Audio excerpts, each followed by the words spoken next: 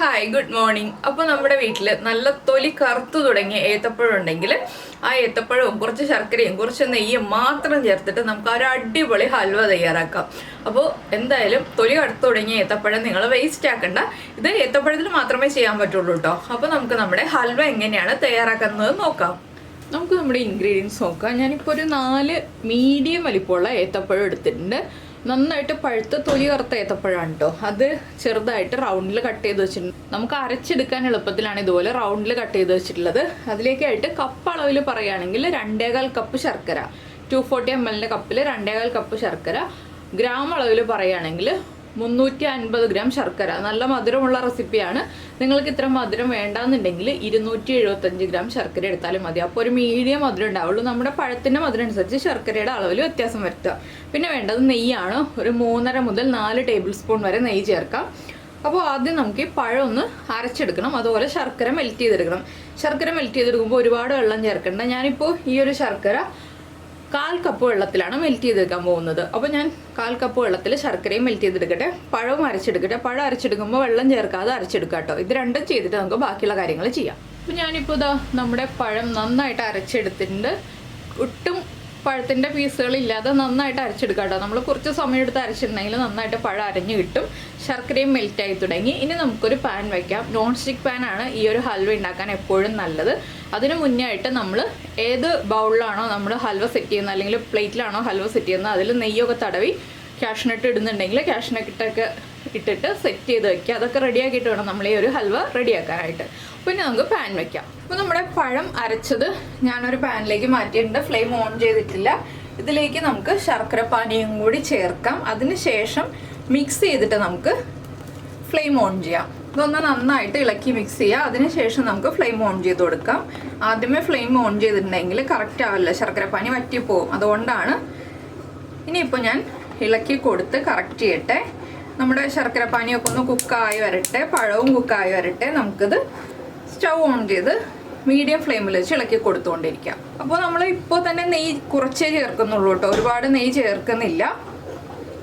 അപ്പോൾ ഇങ്ങനെ ഇളക്കിക്കൊണ്ടിരിക്കുന്നല്ലേ ഉള്ളൂ.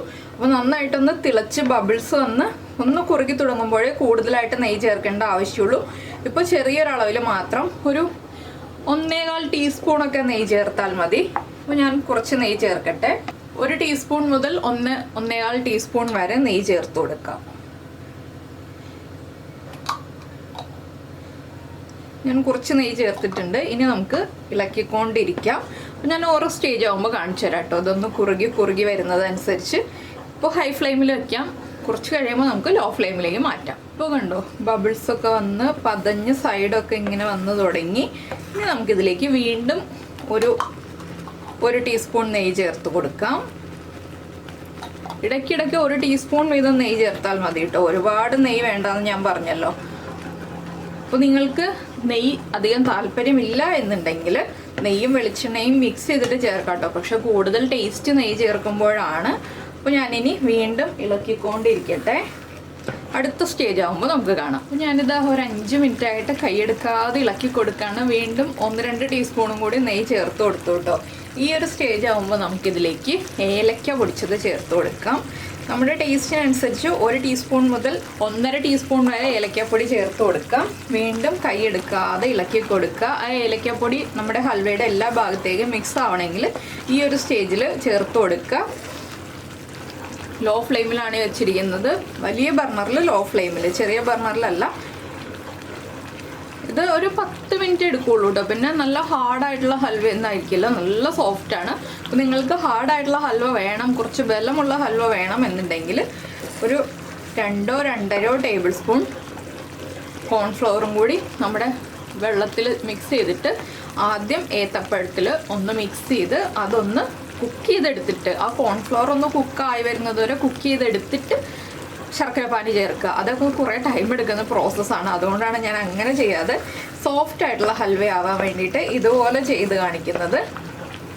അപ്പോൾ നമ്മുടെ ഹൽവ ഒന്ന് ടൈറ്റായി എന്ന് തോന്നുമ്പോഴാണ് നമ്മൾ നെയ്യ് ചേർത്ത് കൊടുക്കേണ്ടത്. ഇതിപ്പോൾ നല്ല സോഫ്റ്റ് ആയിട്ട് തന്നെയാണ് ഇരിക്കുന്നത്.